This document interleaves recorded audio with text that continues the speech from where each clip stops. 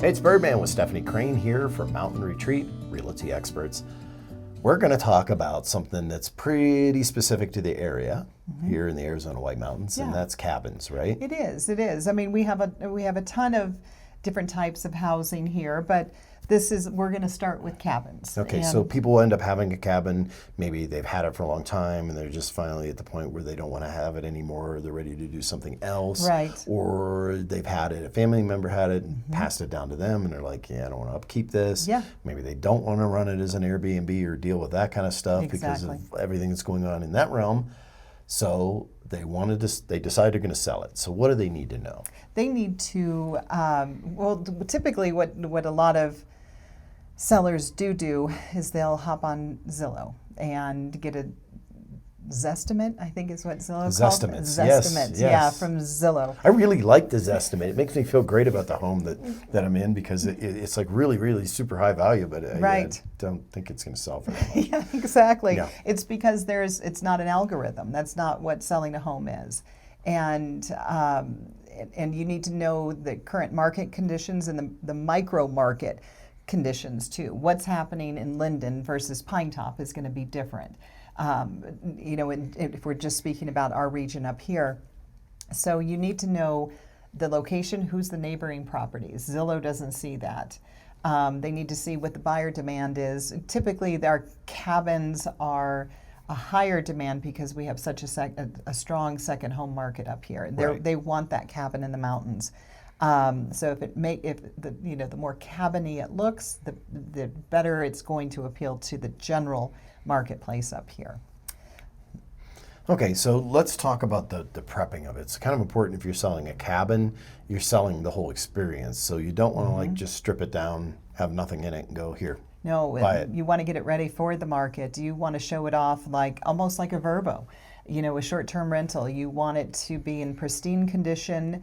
A lot of times, financial situations prohibit, but you can clean it. You can clean it up. You can tidy it up. You can stage it with what you currently have, and our agents really do help a lot with that process. They know what buyers are looking for when they go into homes, and they understand how the appearance of the home translates into the interest from the buyer, without a doubt. So you don't want stale air. You want air circulating inside the house. You want it to smell fresh. You want it to smell inviting.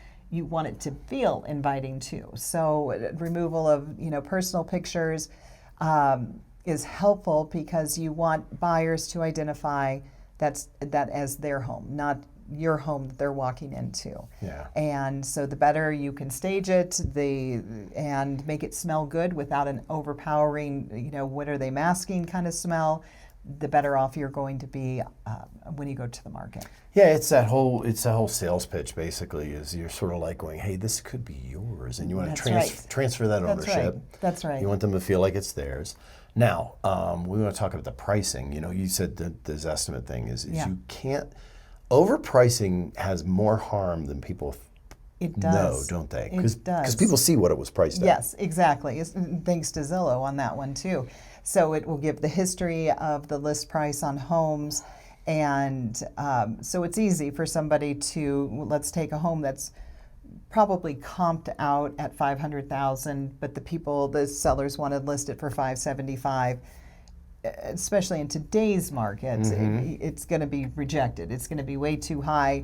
They're not going to even bother looking at the home because they feel it's so overpriced that it wouldn't be worth it because the gap is so large from what the actual value is to what the list price is. So it can really affect your days on market. And people pay attention to that too. When they sit down to write an offer, they want to know how long it's been on the market. And so the longer you're on the market, the worse reflection it is basically on the property. Yeah, so you can literally watch your price just drop. And people, like you said, they'll look at that and be like, oh, well, now I'm going to wait it out. Exactly. Like I would have paid $500 for it. Right.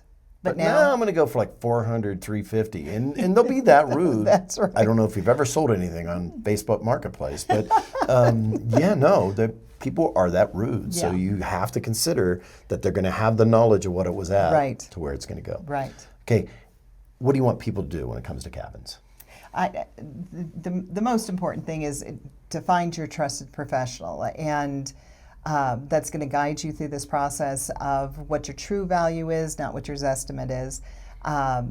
Marketing strategies, different ways to highlight and showcase your home versus the competition, which we have a lot of competition on the market right now, and we haven't seen that in years. So this is a new and different marketplace that we're dealing in. And part of the staging process, prepping it for the market, and professional photography with aerials, when indicated. This is in partnership with a true professional in real estate, and of course I have a team of those people. So you have all of those services available. Yes, absolutely. Okay. Yeah. So all the way from the staging of it, to setup of it, to the expertise as to what to do, Yes. or subcontracted. Yeah, exactly. And recommendations on the staging, we don't stage, but we assist with the staging, and we have some wonderful staging products that we use and bring into homes to kind of add the flair to it and soften it up, and make it more appealing to buyers. So. Okay, well, you know where Stephanie's at, right here at Mobile Retreat Realty Experts.